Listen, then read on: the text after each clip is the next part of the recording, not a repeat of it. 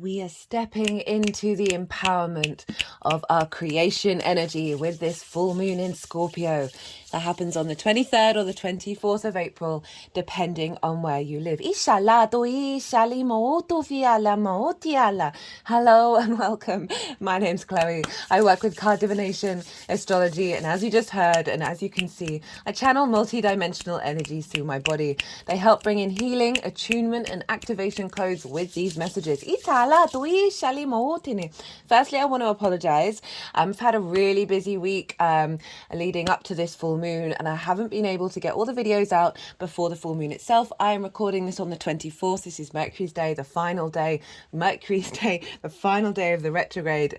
So it's just so loud right now. But I do want to apologize. But I work with 6-month cycles, so you're not missing out on any of the messages that are coming through in these readings. For those of you who know your time of birth and your natal chart, I really recommend you check out the sign that falls in the first house first. This is called your ascendant. Well, no, it's called your rising sign. There we go. Where your ascendant is, and all of the signs will be read as if they are the rising sign.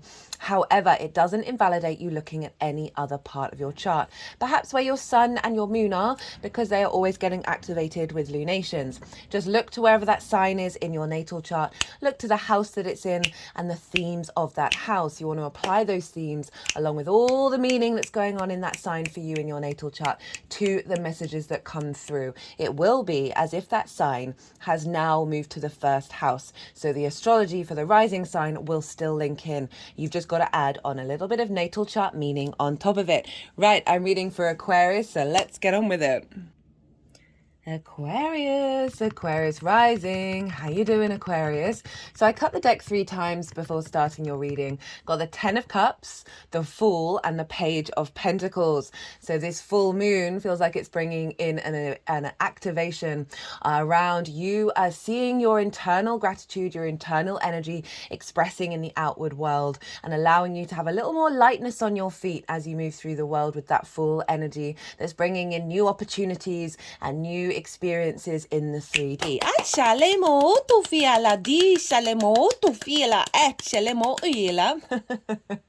New viewers, if you didn't quite catch the introduction, I channel multi-dimensional energies through my body, both in the vocal and the physical light language that you can hear and see. All of this is bringing in healing, attunement, and activation codes to work with the messages that come through in these readings. So whether you're consciously aware of what's going on or not, this is in alignment with source and your higher self. So those of you who don't have Aquarius in the first house, which is your rising sign, look to where it falls in your natal chart. Look to the house that it's in and the themes of that house. And you want to apply those themes as well as all the meaning you've got going on in the sign of Aquarius to the messages that come through. It will be as if that Aquarius energy of your natal chart has now moved to the first house. So the astrology for the rising sign will still link in. You just got to add on a little bit of natal chart meaning on top of it. And funnily enough, I was talking about an Aquarius rising just before I came and sat down and did this reading. And my brain has a vast ability of just going blank. And so I'd forgotten that I was doing the Aquarius reading, even though I've just done the Pisces one.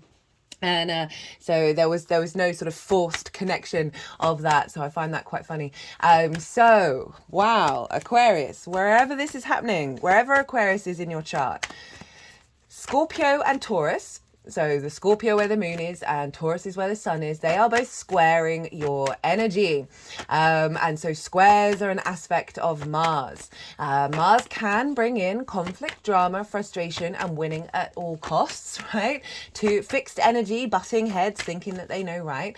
But what I'm really feeling with these squares at the moment is the flip side to Mars, which is the master builder. And this is about big manifestation in the 3D. With that conflict, there is an element of friction, and with friction, this is how we manifest in the material plane. So it is all about building here. If any conflict has come up around this full moon, I mean, generally, I'm just really feeling a very empowered energy with this moon. That if it is coming up, you've got the tools in order to realize what's truly important to you. So wherever Aquarius is, this energy is squaring your Aquarius energy. And there's more to do with you, Aquarius, which I'll get onto later because Pluto's in your sign, activating this full moon. Italia, doi shalimot, ufialimot, shalimot, una. So, Aquarius, I'm pulling cards for 3 different piles. The first pile is the lead up to the full moon itself. I work with 6-month cycles.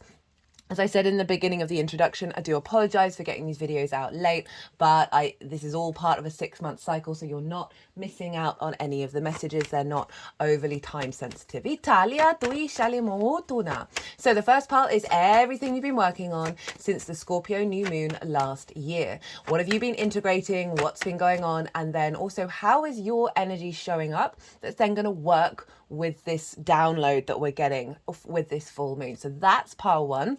Pile 2 is I see lunations as portals, both new and full moon alike, where we get downloads and activation codes. And so pile 2 is the energy download that will be activated around this full moon, that's then going to unfold over the next 6 months. The baseline for pile 2 is the collective reading. And this is where I get to break down the astrology in way more detail of how all the celestial bodies are talking to each other at the exact moment of the full moon. And this forms a narrative, a sense of how they all communicate and what does that mean. And it forms a harmonic blueprint. And that is the baseline for us collectively.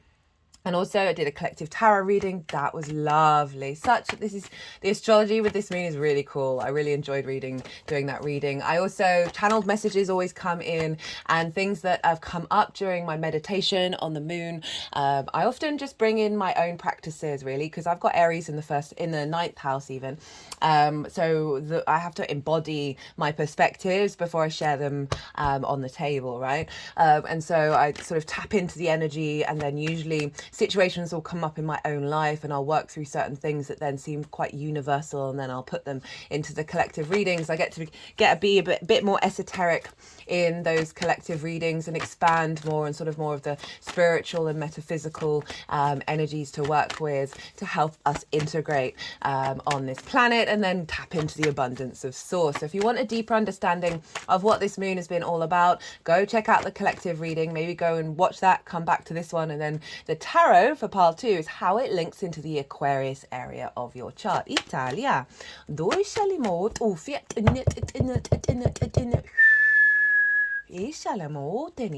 So pile 3 is how all this energy is going to manifest moving forwards.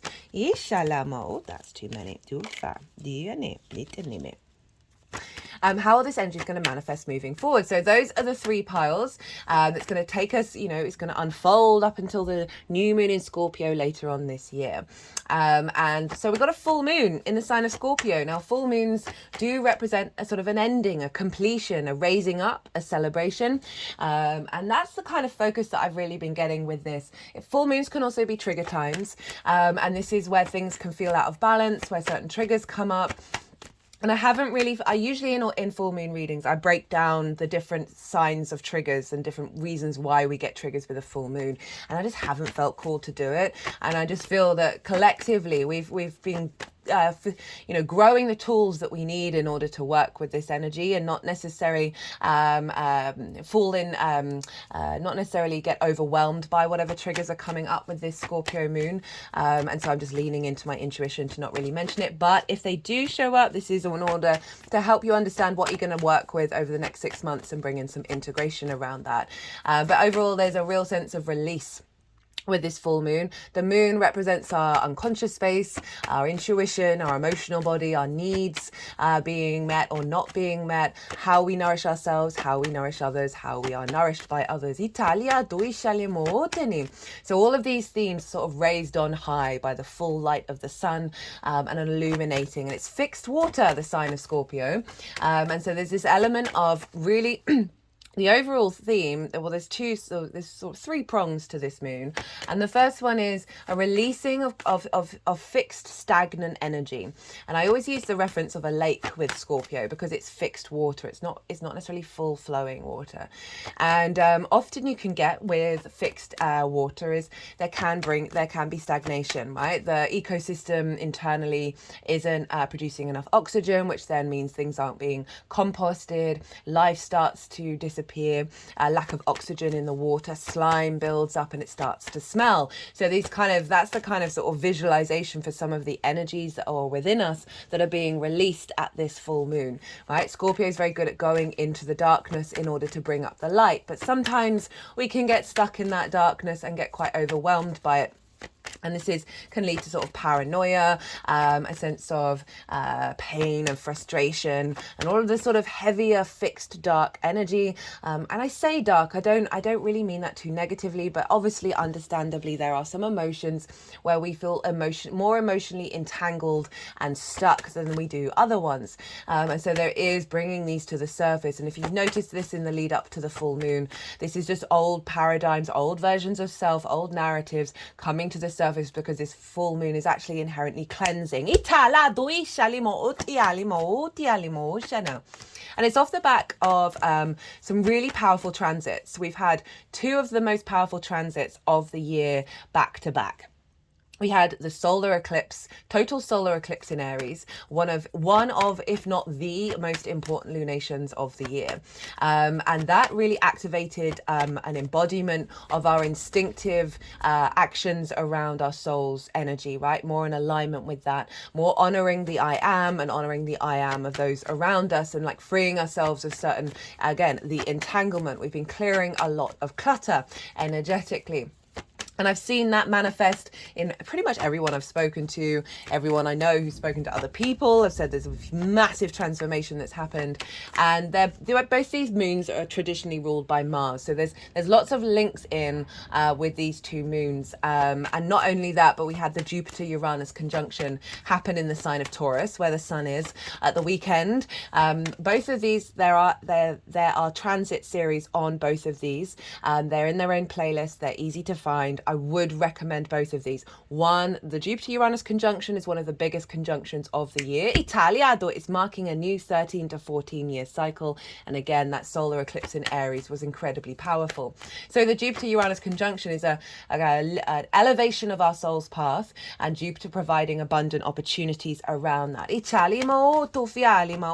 And with these big activations, we can see all of that, all of the sort of the muck, the stagnant muck, because muck's great. Compost is great. This is where life comes from. But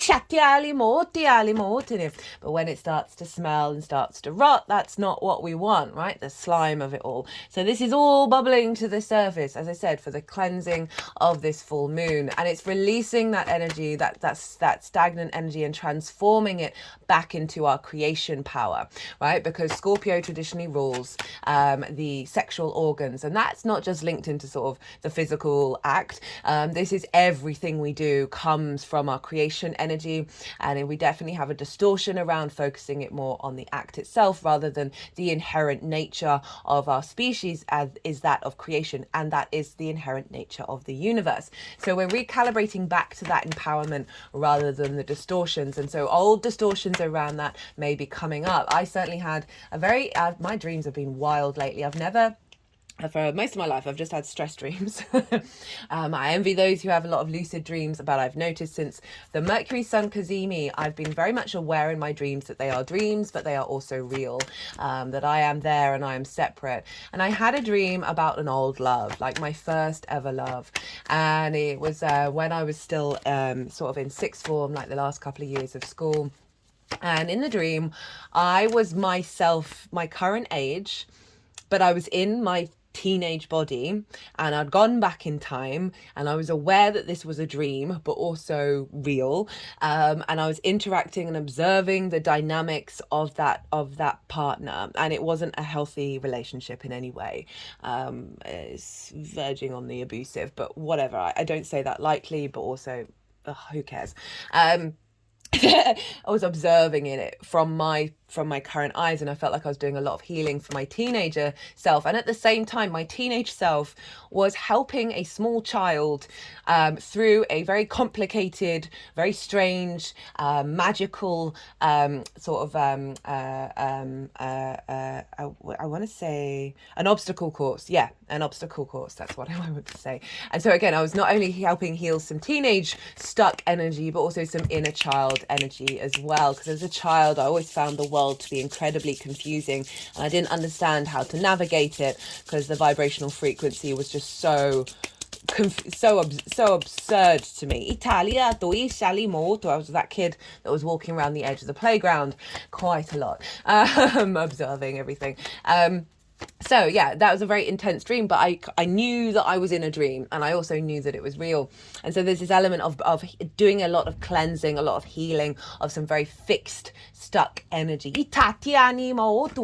And then with that, shifting that into creation energy in this present moment. That is really harnessing our fixed intuition, or the root of our intuition. It's very intense, powerful intuition. And we still only got the one card. This hasn't happened for any of the readings for for ages. That's so funny. All right, Mercury. Italia, we're doing some deep healing here, and you might want to go and think about your dreams that you're having around the full moon to give you clues and signs about what's going on. Right. Aquarius rising, where is this happening for you? This is happening for you in your 10th house of your career, your life purpose, your visibility, your reputation, how the big outside world sees you and bosses. Italia, this is career doesn't have to be life purpose. It can just facilitate it. It's the most visible part of your chart on the day that you were born, when the sun was at its peak. So it's very solar energy. I link it into the tree. Right, and these are the leaves and the branches that are reaching for the sky. Italia, my hands have now just gone straight up as if they are the branches. Italia, they've got some spirit fingers going on representing the leaf. Ita, and they've curved back round to the back of my heart chakra. So what I often find when working with the back of my body, it is about the past, both in our lifetimes and past lifetimes, and they're looping round to the front. Italia, I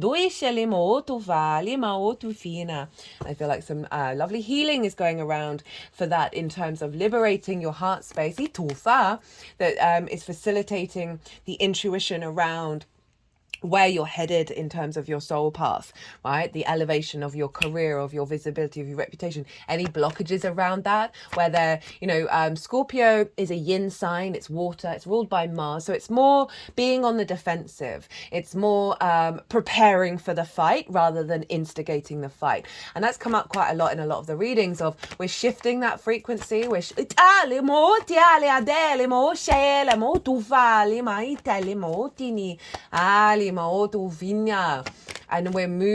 we're transforming that back into your motivation and drive, right? Rather than your the sense of the conflict of Mars. So you've got a big full moon happening in your 10th house. So the moon, this can be heightened intuition. This can be heightened needs being met.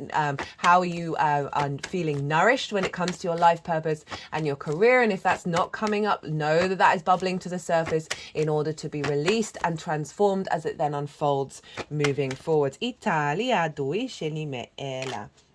Dito ela ma itiali alia do utu ini.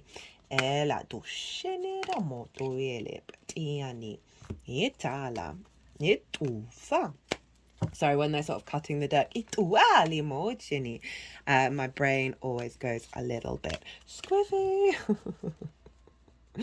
Yala, there's that fall.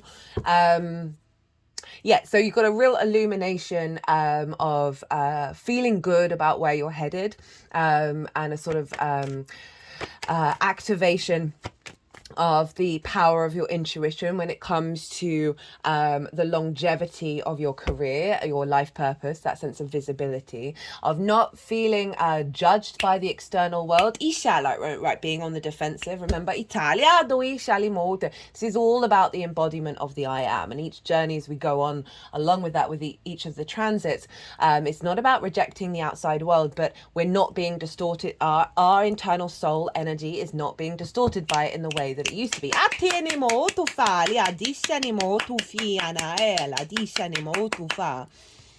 Woo! So this can see a real celebration, a real illumination around your life purpose and your career, even if you might have had to have gone through the darkness in order to get there. And the sun is over in your 4th house. This is your roots and your foundations, your ancestors, both blood and soul lineage. Your parental figures, the roof over your head, and the things that you do in private. So the sun often illuminates if there's an imbalance between the sun and the moon, it will highlight it. It also tends to highlight the work that you've done over the last 6 months as well. And so you may find some more clarity in your home life, in your foundational space, maybe signs that your foundation has got stronger and feeling more empowered. There's then the 4th house is the darkest part of the chart on the day that you were born. So the dead of night, and these are the roots. These are the roots of the tree. So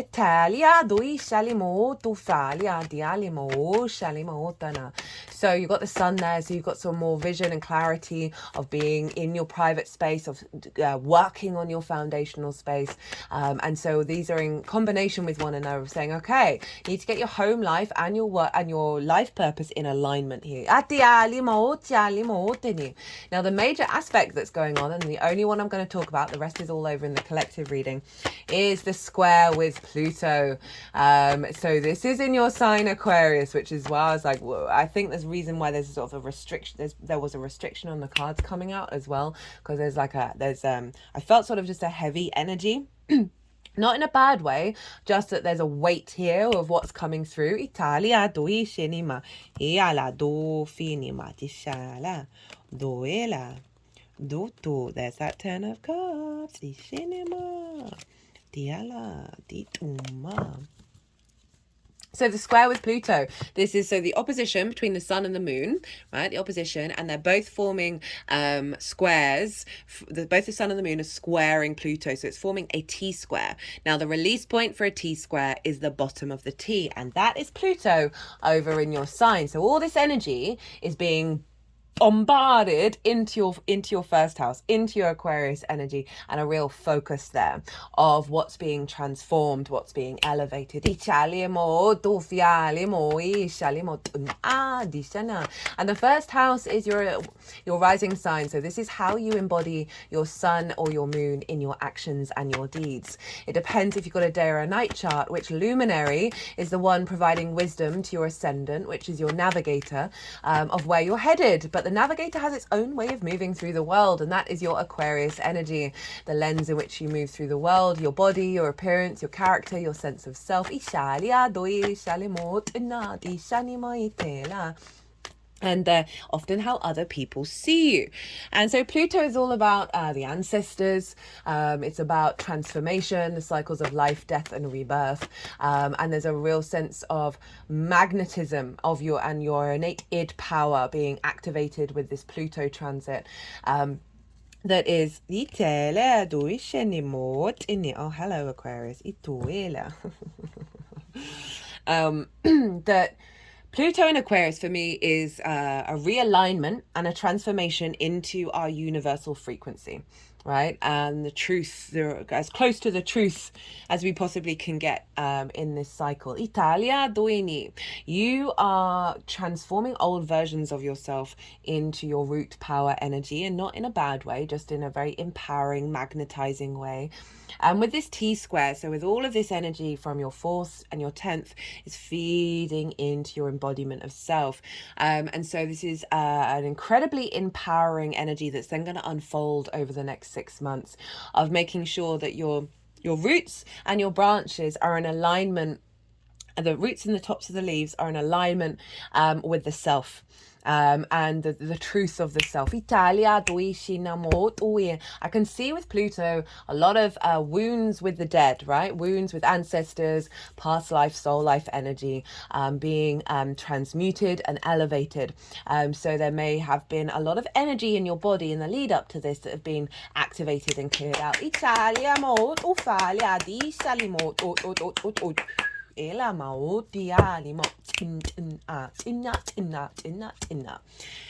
So pretty powerful stuff going on here for you, Aquarius. That is really getting your tree in alignment, and the first house is the outward branches, and it connects to the seventh house, which is over there, which is the Leo energy of the other. And when they're in union, so when the sides are in union rather than being sort of one-sided, it strengthens the trunk, and the trunk is through the middle of your tree. And so this is a real activation of a deep knowing within you of what you want to unfold into in this lifetime. And where you want your needs, how you want your needs to be met, how you want to seek that nourishment. So that's the major aspect I'm going to talk about. And let's get into rulership. So traditionally, I work with the Hellenistic principles from over 2,000 years ago, and Mars rules Scorpio. I totally understand why Pluto can be associated with Scorpio. There's a lot of things it's got in common. But from my personal practice and certain timing techniques, and just through my observation, Mars is very much the head honcho over there in Scorpio. Italia, so we want to look to where Mars is, because wherever Mars is going to be influencing what's going on with this moon. And Mars is over in your second house. Now, this is another work house. This is your resources, your skills and your tools in order to manifest and bring in regular income on the 3D realm. It is the things that you value, as well as, most importantly, how you value yourself.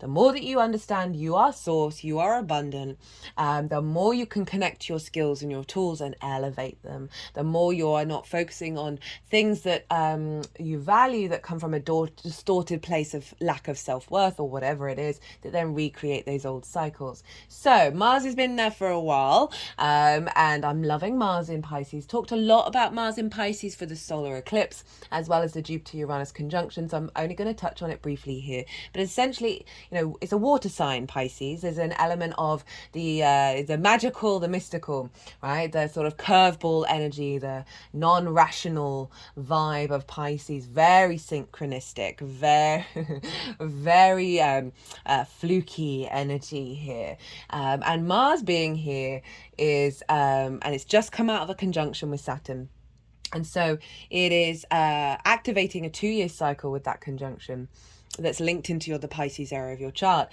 And so one of the things of Saturn is that it's about cause and effect. And with a conjunction to Mars, our motivation, drive and action, we are intuitively and instinctively, the instinctive is Mars, the intuition of the emotional response is the Pisces energy, of not repeating old cycles. But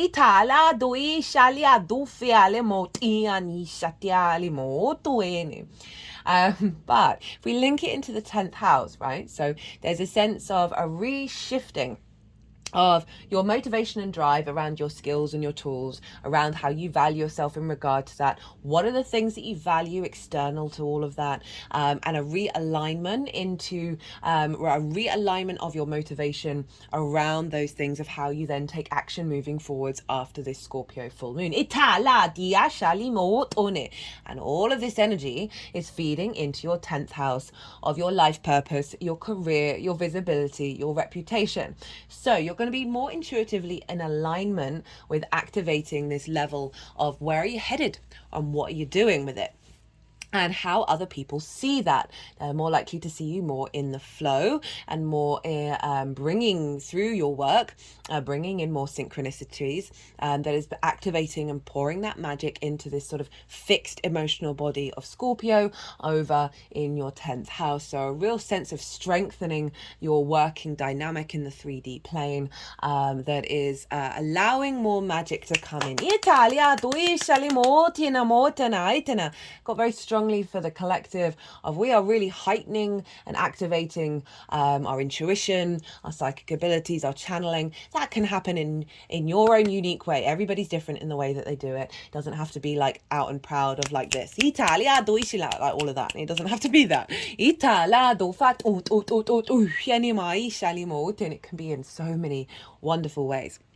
And but what I want to say is this other aspect that came in the collective reading and my meditation was because of these big activations, and we've had then having a lot of perhaps difficult energy show up, that we're like, oh shit, has this activation not worked? Am I a good enough human being in this incarnation? Like having like anxiety, depression, like judgment, criticism, all of that stuff running around in our heads. And I want to let you know that this is part of the process, that with this full moon, we are going to become more comfortable with the fact that we have a multiverse inside our head, that we are multidimensional, multifaceted beings, that we have the capacity to hold lots of different energies within us at once and not have our root energy be distorted. My root's been wiggling for this whole transit. That say you go into worst case scenario and shame and regret and fear and all of that, and instead of like going into the pit and not getting out of the pit, because of the Scorpio energy, we are standing strong in the darkness, knowing that we embody the light. It's very yin yang energy. I've been talking a lot about the Tao recently, and that is the bridge between the masculine and feminine, the yin and the yang, which we all have within us. It is not gender specific. That we are stepping into a space where we can carry on doing what we need to do, that comes from our instincts and our natural response from our soul.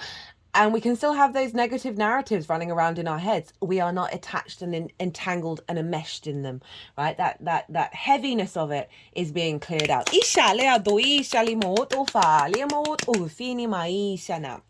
So that's Mars. Who rules Pisces? Well, that's Jupiter. So we want to look to where Jupiter is. And where's Jupiter? Jupiter's over in Taurus, along with the Sun and along with Uranus. I told you that's why this Jupiter-Uranus conjunction is linked into this. That Jupiter over in your 4th has been expanding, you finding more wisdom in your private life, a strengthening in your roots. You may have just found a little bit more ease and generosity of what you do in your private life, in your day-to-day. An easing of any ancestral work, an activation, a strengthening of the wisdom of that, an easing of relationship dynamics with parental figures, or just getting on better with people that you live with. And Jupiter is all about wisdom and expansion and a sense of generosity, and it's bringing that foundational energy, this feeling good in the 3D world of the Taurian energy, of your senses, of tapping into your body. What's your body trying to tell you in your foundational space? Perhaps bringing more safety and structure within your body, a recalibration around that. A real embodiment of self. That's then feeding in to how you value yourself. Right, so we've got this expansion, wisdom, and elevation of Jupiter from your foundational space, feeding into how you value yourself, elevating your skills and your tools, bringing wisdom into that, probably in alignment with both past lives and ancestral blood family, that is feeding into your skills, right? That have already been inherently within you. We just had blockages getting in the way of it. We're clearing that energy. And then that's all feeding into your career. So we've got this loop background from your roots to the leaves. The roots are feeding those leaves.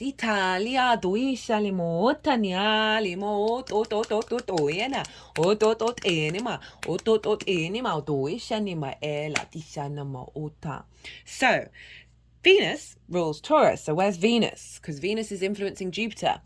Well, Venus is over in the sign of Aries, and this is in your 3rd house of your communication, Your environment, your environmental frequency, finding meaning in the day-to-day, the things that you do on a day-to-day basis. It's a very powerful house, and she's conjunct Chiron, and this is very much in alignment with the degrees around that solar eclipse. Now Chiron, I talk about the mythology of Chiron in the solar eclipse reading, so go check that out if you want a deeper understanding of that. I'll touch on it lightly here. The master teacher, the wounded healer. We are moving away from focusing fully on the wound to embodying the wisdom of the journeys that we've been on, not only in this lifetime but previous ones. And the master teacher with Venus. Venus brings connection, love, appreciation, value, and elevation. She is about the creative arts. And this combination, I very much feel of an elevation of providing wisdom in the way that you communicate, but it being, there's an element of charm here. There's an understanding, there's a depth that's coming with this conjunction in your environment of how you find meaning, right? You may have seen some clearing up some wounds around that recently. But we're really elevating that Chiron Venus conjunction of your ability to transmute through the way that you communicate, through the way that you move through the world, an elevation of any of those wounds into wisdom, not only within yourself, but to your environment and those around you. And also this is imprinting for the next 6 months of like, that Aries energy of the way that you're communicating being influenced by Venus, are very empowering but also very charming. Mercury's going to go direct tomorrow, that's on the 25th, so definitely there's been so many typical stereotypical Mercury retrograde things happen today, which has been hilarious.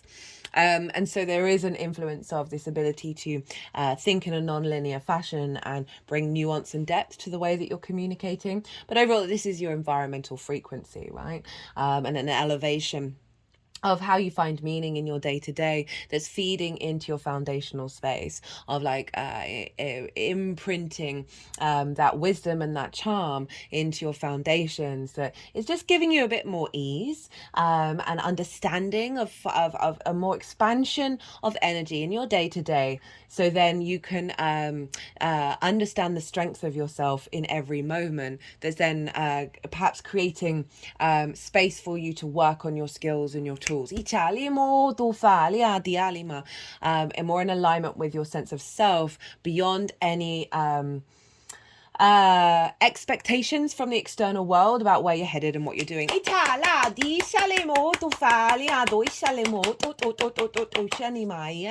Now Mars rules Aries, so Mars over in Pisces in your second house of your skills and tools is influencing Venus and saying, hey, let's get creative and weird and elevated about how we look at ourselves, how we look at our skills and tools, how we bring in money. The things that we value.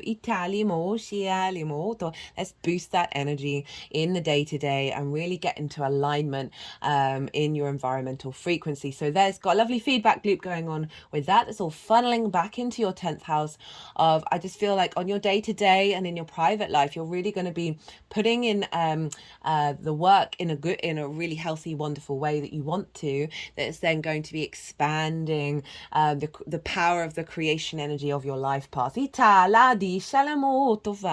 Right, so look to where your sun and your moon are in your natal chart, look to the house that they're in, the themes of that house, and you want to apply those themes to what's going on around this full moon. They're likely to show up and be part of the unfolding cycle. If you want to do manifestation work, elevate this energy, I would bring those themes in if you feel inclined to do so. And that's going to make it a more personal reading if you add all that on top to this general reading. Okay, so I'm going to go consciously quiet. I'm going to soften my mind. The energies that I work with, they are going to move through me. They're going to move all the cards around and they're going to do some energy work, and then they'll bring them into the 3 piles. And that's when I'll bring in the tarot into the astrology. I call you to soften your mind as well. Let it all settle in your unconscious and then see what intuitive hits come up for you while we're doing this bit of channeling.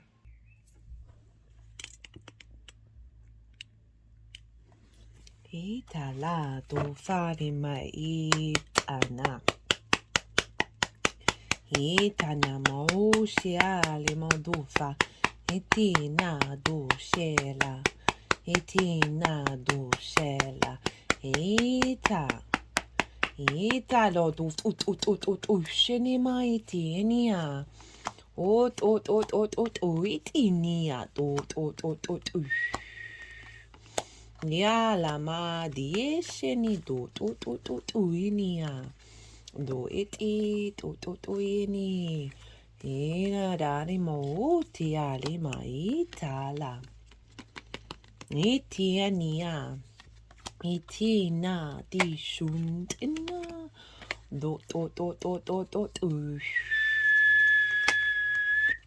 Itin tin tin tin tin tin tin.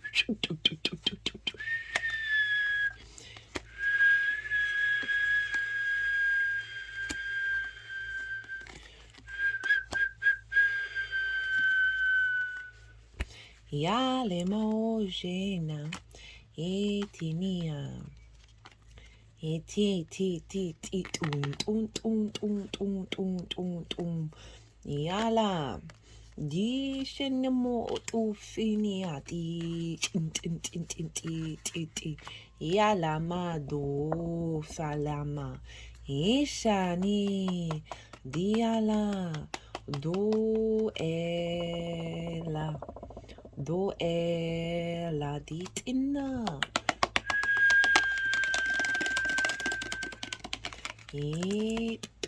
Matina do fita lea di shenia.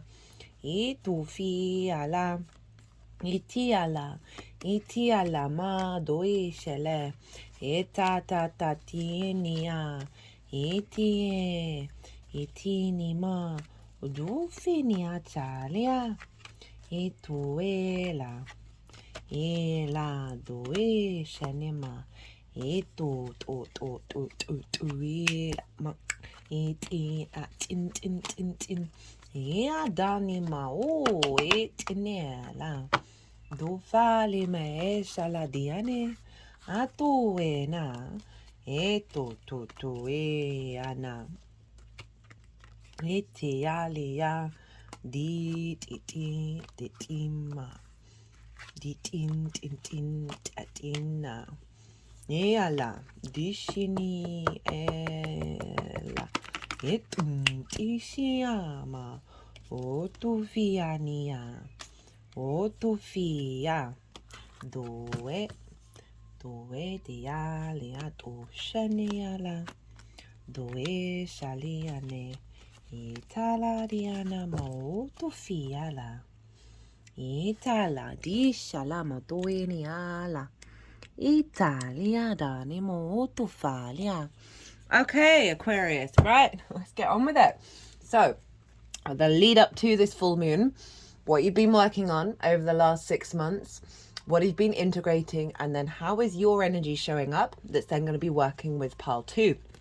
So, we have the 5 of Cups, the 9 of Swords, the 8 of Cups, the Page of Swords, 4 of Swords, 3 of Wands, the Sun, 7 of Cups, and the Knight of Pentacles. Now, all of this feels like this is you leading up to the going into the full moon, and this is what you've been working on. Now, unsurprisingly, a lot of the collective have been, I just generally feel like what all these transits are, we've been slowly being able to observe and figure out, okay, what doesn't quite feel right? What doesn't quite feel right? And then spend time figuring that out in order to lead up to big integration. Itala doishin in a sense of liberation. Atu fiali mootiana. 5 of Cups. This is grief. This is a heavy energy, right? There's a sense of being in the darkness and not ever seeing a way out. This figure is looking at the 3 of Cups that have spilt over, that which has been lost, that which was never sustainable. And the 3 of Cups represents flow, a sense of celebration, being around those full of love, and a sense of abundance and joy. Italia. And this figure is focusing on that which is lost, right? That which you may feel has been out of reach. You may have knocked over through no fault of your own or actions that you've done yourself. Italia doisala. So if we link this into the life purpose and career, there could be a sense of of a heaviness around the expectations around how it's unfolded. Italia, and there may have been some extreme situations over the last 6 months that have highlighted that grief within you, even if you've still been progressing and still been elevating what it is that you need to do. We can often then come across those stumbling blocks because we think we're in this abundant space, but there's something deep rooted within us that's like, ha ha ha, fat chance, that we then spend our time then navigating and integrating that energy. So there may have been situations where you just genuinely have felt, oh, these things aren't going right, things aren't in flow, and I don't know what to do about it, and I'm feeling quite overwhelmed and quite heavy in that energy. And we've got it with the 9 of Swords, and this is about anxiety, fear, worry. Is it going to turn out how I want it to? Am I good enough? Am I doing enough? Italia,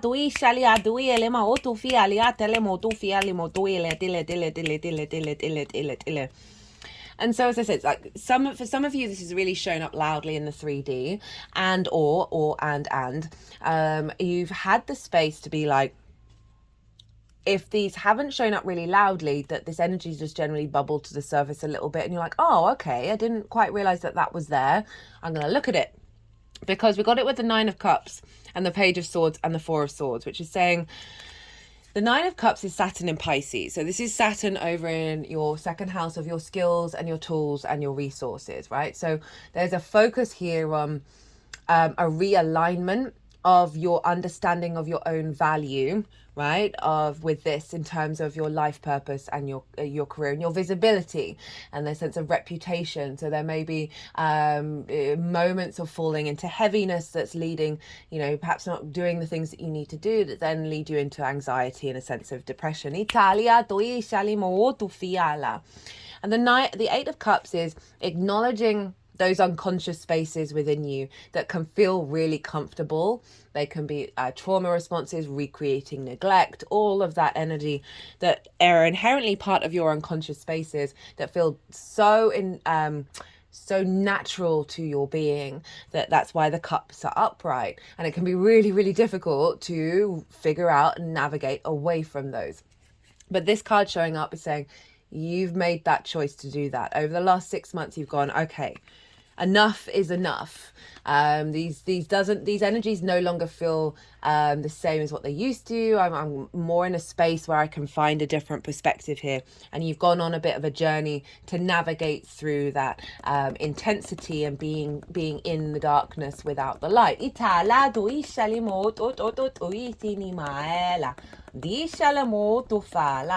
Diana.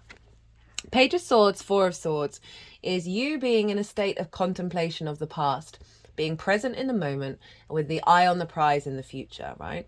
And with the 4 of Swords, this is about being in stillness, being in contemplation, being in a state of meditation. This figure is examining the 3 of Swords and finding the truth of the Ace of Swords through that inner journey. So this is saying, like, yeah, you've had some big energy show up, that you have spent the time, you've had the energy around you, the ability to observe, to pause, to meditate, to recalibrate of what's been going on in terms of, okay, well, where am I headed? What do I want? What does my career mean to me? How are my responses to whether I'm visible or not? Or my reputation. I could definitely see with those cards for some of you that something hasn't worked out. And it's led to the anxiety of where next. But with that 4 of Swords, it's a very protected card. This figure is in a church, right? So symbolically, it's representing that you have been held by something bigger than yourself, and you've been given time and pause to contemplate and reevaluate, okay, where am I going? What am I doing? What do I truly need? That 5 of Cups, 9 of Swords can be overloaded at work, and not being able to think of anything other than that, and feeling that joy, that flow, that abundance, that ease of the Three of Cups is not in your grasp because there's this heaviness around you. You've got so much to do at work.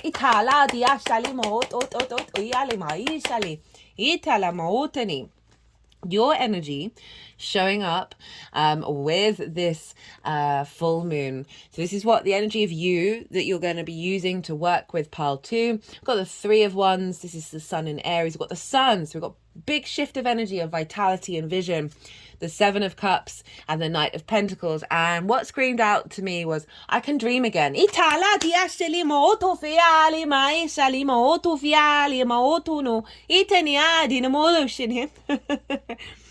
Three of Wands this is a very confident figure. They are embarking on a new journey. And funnily enough, it's actually shown up a fair amount for a lot of the readings. They're on the higher ground. They're prepared. They're not trying to control where they're headed and what they're doing, but they are confident in the knowledge.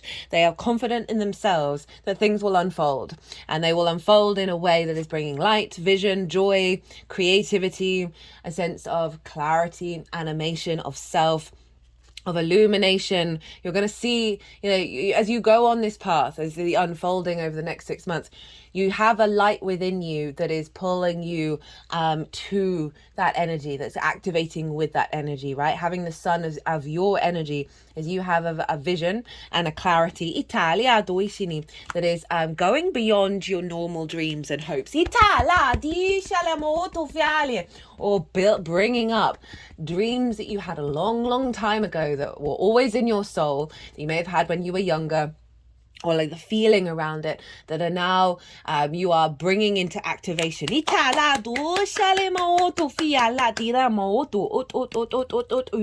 is my channeling card, by the way. So for some of you, it might be that there's going to be a strengthening of your activation around channeling. We're all channelers, in my opinion. We're all healers. We're all intuitives. We're all shamans. That this is saying that your energy showing up here is you're using all the methodologies and all the possibilities of how you embody your emotional body. There's a fluidity here of how you're then going to interact with this energy, right? It's not, even though it's Scorpio and it's fixed, I'm not getting the feeling that you're particularly fixed. There's a sense of confidence within yourself and a fluidity around how you respond to it. But overall, it was like an activation of dreams. With the Knight of Pentacles, this is, I love the Knight of Pentacles. This is, whenever this card shows up, it's saying you've got the dedication and the loyalty and the commitment to put in the work every day, right? So there's a real sense of solidification through your embodied actions that is working with this energy, that this is about getting a habit, getting a routine, and just bringing things into the 3D world. There's an element of patience with that card as well. So the energy of the moon itself, the download that you're going to get that's going to unfold over the next 6 months. We got that Three of Swords, that Four of Swords was contemplating, the Nine of Wands with the Tower in reverse, Knight of Swords, Seven of Swords, the High Priestess, there's that Fool, and the Hanged Man in reverse with the Ten of Cups. Did the Ten of Cups show up as well? Oh, my brain has gone completely blank about what you got. Oh well, I'm sure it'll come to me if it needs to. So these three cards, well, with this one and this one, I feel like these are a unit. That Three of Swords, right? That sort of heart distortion, like any limitations and blocks around you, walking your heart's path. And then we've got the Nine of Wands. This has been showing up loads for everybody because Scorpio is a yin energy. Mars in Scorpio, there is that on the defensive, right? I'm preparing for battle, not necessarily instigating it, but preparing for it. And there's an element of paranoia. This figure is exhausted, burnt out, constantly like fists up, ready to roll. And with this card, I always say, do we need to engage in it? Right? Yes, it may be coming for you. Yes, there may be fights that are going on, or there may be, for whatever reason, conflict just comes your way. We don't have to engage. We can find a way of navigating, of still being ourselves and just walking around that. But there is this element of restriction, of a feeling burnt out, and the heartbreak around what's not quite working with that 10th house energy. It's come with the Tower in reverse. And for me, this is a pulling down of internal structures that's happening around this full moon. Remember that stagnant energy that I said is going to be released. This feels like this. Because the Tower, this is Mars's card, as well as I see it as Uranus as well. The superfluous energy, right, so what's at the top is being pulled down. The foundations are still there. And sometimes when it's in reverse, I always go with what's the first thing comes into my head. This is about an internal structures being pulled down that are blocked and limited. Because then we get the Knight of Swords and the Seven of Swords. And this is with the pulling down of these structures. There's now a speed, of clarity, of action, of your embodiment of this new vision. That's coming from a place of peace. Because this figure is stealing away the Five of Swords, which is conflict energy, and bringing about a sense of inner balance. This is the Two of Swords, which is the moon in Libra. So there's a recalibration going on around how you embody your life purpose, how you embody how you're moving forward in the world. This coming from the strength of your foundations, as I said. This is also new ways of thinking, of engaging with your skills and your tools, and how you find meaning in a day-to-day basis. Remember, the release point is Pluto in your first house of your embodiment of self. With that Knight of Swords, and that Seven of Swords, it feels like a clarity around that, right? Knights embody their suit, right? Embodying that vision, that sense of the construct, the idea of, okay, I have clarity of where I'm going, and I'm going to embody that. And it's a recalibration of your frequency back into your soul's energy. Because we've got that King of Swords showing up, which is a real sense of an elevation, of taking action on your clarity. There's a sovereignty, there's a maturity here. So we've got the Knight of Swords, which not so as mature as the King. So we've got this balance here of the action and the maturity behind the thought of the process of the action. This is real vision energy. The High Priestess with the Fool following this, with the Hanged Man in reverse and the Ten of Cups, I love. Okay, so that Tower is pulling away that Three of Swords, that blockage, that feeling exhausted, feeling like on the defensive with everything. And the High Priestess, this is the Moon's card. It's the very yin energy, and from this yin energy we take action. So this is about having faith, having a knowing within you that things are unfolding in the way that are in alignment with self, that are bringing about fertility and abundance. Heightened intuition around how to move and navigate that 10th house energy. Really a facilitation of your needs being met through this through the clearing that's happened behind the High Priestess. You're now allowing more space for your intuition to come out and really flourish. And it's come with that Fool card, which, yes, was it the Fool and the Ten of Cups and something else? Anyway, sorry, my brain, honestly, the dumping that it does in terms of information is quite phenomenal. The Fool operates from the heart. So those swords have fallen out of that heart. The defensive nature, this figure is going out into the world. It's not on the defensive anymore. It's moving through life from a more heart-orientated space. Yes, it may be slightly naive, but it's doing it so from a higher perspective, because you see all those mountains in the background. That really represents you're in alignment with source here. There's a new, fresh energy coming in, right, after the heaviness over here. That is elevating how you look at your life purpose. This could be a new beginning in your career, your life purpose, or simply an elevation of the energy of what you're already doing. Hanged Man in reverse and the Ten of Cups. So the Hanged Man is all about perspective and pause. But in reverse, as you've received that divine perspective, you've become in alignment with self. And now you're getting off that tree and you're going out into the world with the embodiment of that. This is Neptune, and Neptune happens to be in Pisces, very closely with Mars. It's coming into conjunction with Mars. Well, Mars is coming into conjunction with Neptune. That's linked into the Mercury Retrograde, by the way. Real big activation. If you've not seen that, it's in its own playlist. It's really easy to find. The one in Aries. But there's a real sense of having gone through a bit of a big transformative energy. You're very confident within yourself of your perspective of where you're headed. You may not know all the answers. Remember that Three of Wands. You don't know how it's all going to unfold, but there's a deeper knowing within you that is allowing you to have trust in what's happening, and that wisdom of self, that being really visible in the reputation. Italia, then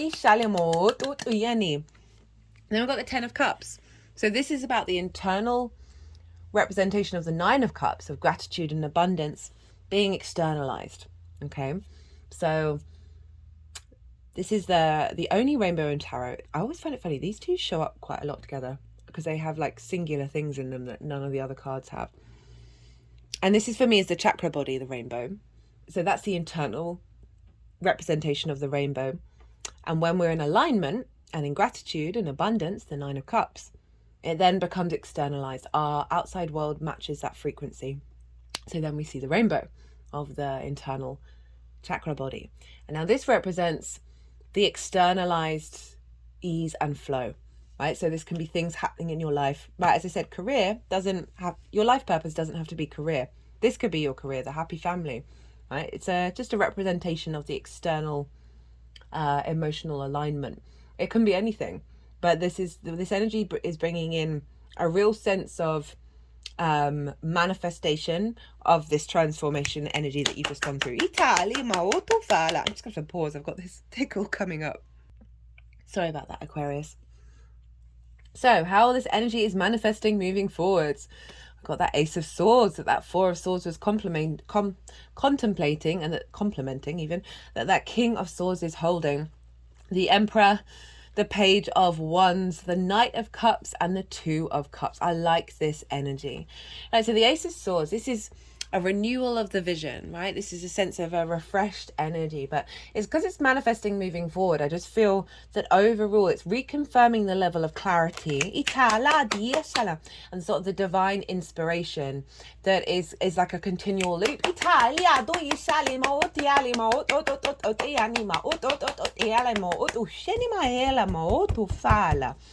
That you're instigating a cycle of real clarity of your soul path, right? And the vision that you have behind it, that is in a perpetual loop of accentuation, right? The aces bring a lot of energy.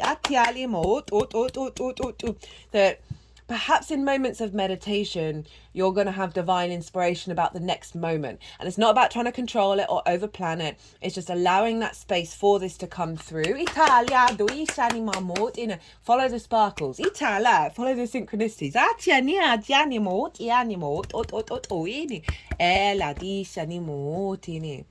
And also, because it's the 10th house of life, purpose, career, visibility, reputation, I feel that this is also going to be you being seen as someone who provides divine inspiration, however that looks, right? That can be in any modality of work that you do, that you are seen with this sense of refreshing of perspectives.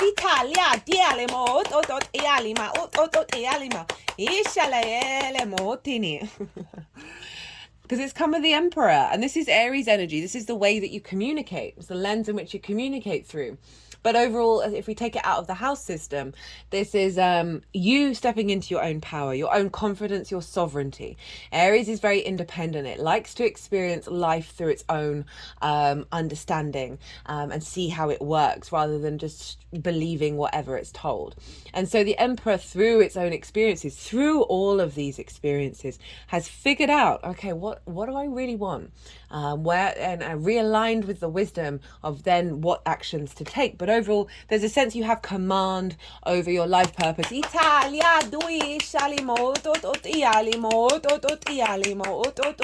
have command and power, and I don't mean in sort of a negative way, but just a real strength within yourself, okay, of where you're headed, what you're doing, also your reputation. Very powerful card to have for the 10th house of reputation. Page of Wands, love it with the Emperor, right? Because the Emperor, arguably, he's got the biggest beard in the tarot.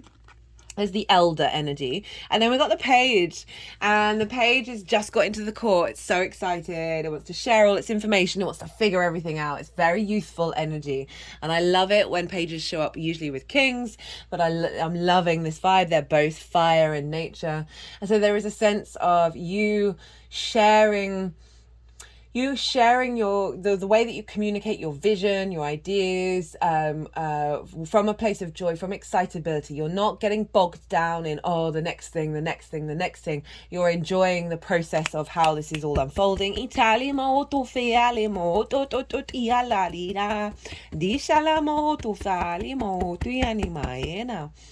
And this is also you having more energy in your life, in your career, for your life purpose, being really activated around that, and perhaps more opportunities coming in as this unfolds. Italia doini is taking you to the next level. Italia doi salimo. You getting opportunities by being in this power. Italia di salamo do fialimo ilamai sala. But overall, just a sense of a recalibration of way that not only do you communicate externally but also internally about this is very instinctive responses around your life purpose. And we've got it with the Knight of Cups and the Two of Cups, and this is, for me, it feels like falling in love with your 10th house in a beautiful way. Right, the Knight of Cups is the true romantic. It moves through life with those rose-tinted spectacles, but not in a bad way. It's fully in alignment with its intuition and seeing abundance, seeing love, seeing joy and flow wherever it goes. I love the Knight of Cups. It's a really beautiful energy, and there's a sense you're embodying this, right? Rather than that heaviness over with the Five of Cups and the sort of the anxiety, you're implementing, there's more ease as how you navigate, right? There's more ease of how you navigate in the actions that you're taking when it comes to your life purpose and your career. And there's a sense of finding the joy, finding the love in it again, rather than that sort of, oh, what's going on? What is going on?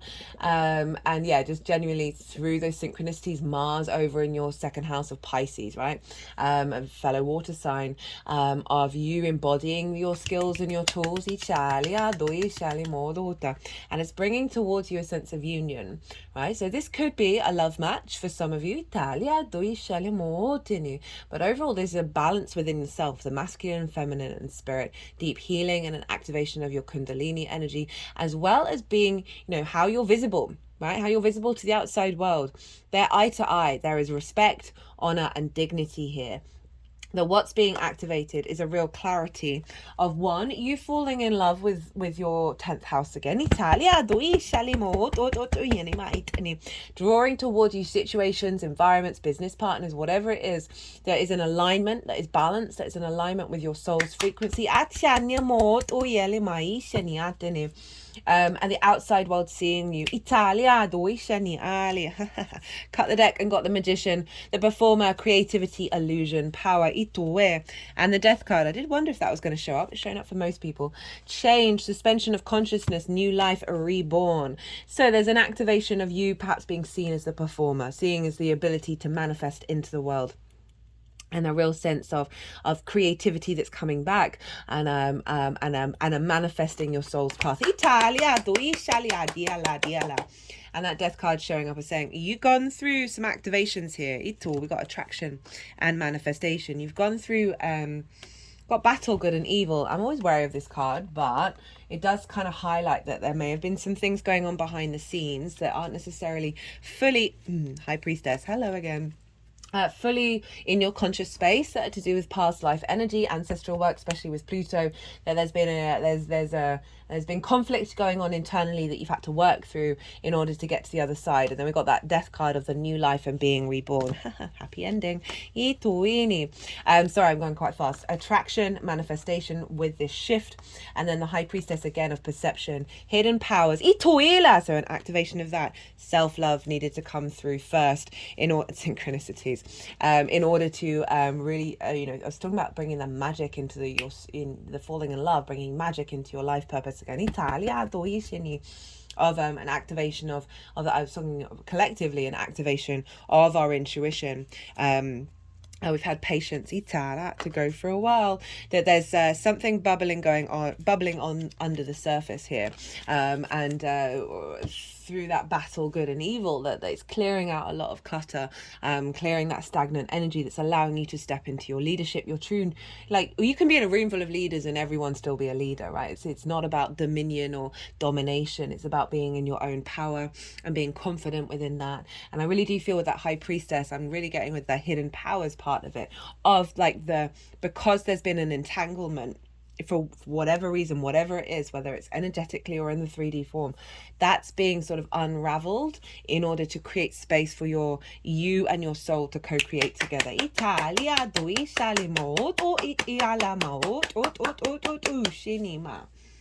Okay, Aquarius, I'm going to leave it at that. I hope you enjoyed this reading. If it resonated, if you got anything from it, it'd be an honor and a privilege if you hit that like button. It would bring me a lot of joy, and it also helps with the algorithm. If you want a personal reading, my website is in the description box as well as on the channel page. We can do it about anything. We can do it about this transit, the previous solar eclipse, that Jupiter-Uranus conjunction, which for any fixed sign rising was happening on an angular house. So pretty powerful. I mean, it's powerful everywhere, but those first, 4th, 7th and 10th are pretty big energies. Right, Aquarius, be good to yourself. Be good. That 4 of Swords, give yourself some time, right? Allow through the rest to see what you're then instinctively driven to do, okay? Just because we got that battle good and evil, and I always, whenever I get that card, I'm kind of like, are they okay? Are they okay? And that sometimes we need time to recalibrate, having gone through that kind of archetypal energy. Oh, my third eye's throbbing right now. Anyway, Aquarius, ignore me. I'm probably being overly dramatic. I try not to be, but be good to yourself, Aquarius. Be good to those around you, because this shift that I still feel the heaviness at the moment, but it definitely it's really the clearing that's going to come afterwards. The lightness. Can't wait for you guys. Okay, so be good to yourselves, be good to those around you, and most importantly, be well until we meet again.